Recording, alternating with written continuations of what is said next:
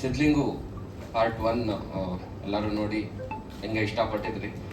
ಭಾಗ 2 ಕೂಡ ತಮ್ಮೆಲ್ಲರಿಗೂ ಅಷ್ಟೇ ಇಷ್ಟ ಆಗುತ್ತೆ. ಆ ಒಂದು ನಂಬಿಕೆ ನನಗಿದೆ ಮತ್ತು ನಮ್ಮ ಚಿತ್ರತಂಡಕ್ಕಿದೆ.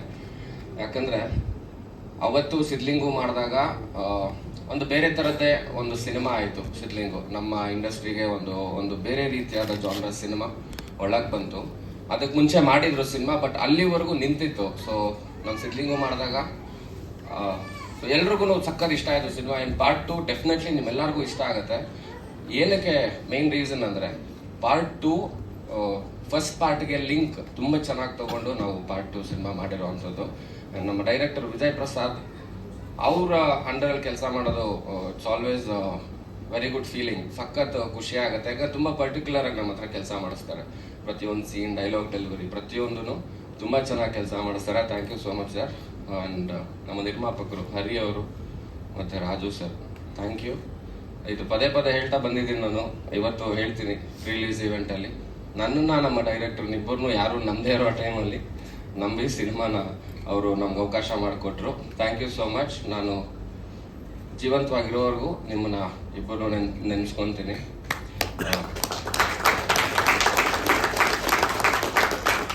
ಆ್ಯಂಡ್ ನಮ್ಮಪ್ಪ ಇಲ್ಲಿದ್ದಾರೆ, ಅವ್ರ ಬಗ್ಗೆ ನೋಡಿ ಮಾತಾಡಬೇಕು.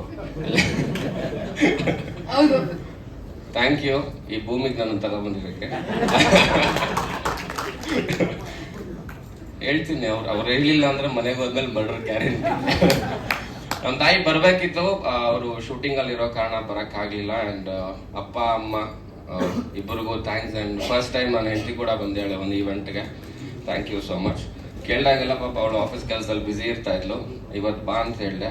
ನಿಮ್ಮ ಮಾವ ಬರ್ತಿದಾರಲ್ವಾ, ಬರ್ತೀನಿ ಅಂತ ಬಂದ್ಲು ಅವಳು. ಜಾಸ್ತಿ ಮೀಟ್ ಮಾಡಿಲ್ಲ ಮಾವನ್ನ, ಇಲ್ಲೇ ಮೀಟ್ ಮಾಡ್ತಿರೋದು 3 ವರ್ಷ, 1-2 ವರ್ಷದಲ್ಲಿ ಮೀಟ್ ಮಾಡಿರ್ಬೋದು. ನಾನು ಫಸ್ಟ್ ಟೈಮ್ ಒಂದು ವೇದಿಕೆ ಮೇಲೆ ನಿಂತು ಮಾವ ಅಂತ ಅಡ್ರೆಸ್ ಮಾಡ್ತಿರೋದು. ನಾನು ಚಿಕ್ಕ ವಯಸ್ಸಿದ್ದಾಗೂ ನನಗೆ ಜ್ಞಾಪಕ ಇದೆ. ನಾನು ಮಾವ ಅಂತ ಯಾವಾಗಾರು ಕರೆದ್ರೆ ಏಯ್ ಹೊಡೆದ್ಬಿಟ್ಟು ಕುಮಾರ ಅಂತ ಕರೆಯೋ ಅಂತ ಹೇಳೋರು. ಬಟ್ ಇವಾಗ ಅದು ಕರೆಯೋಕ್ಕಾಗಲ್ಲ.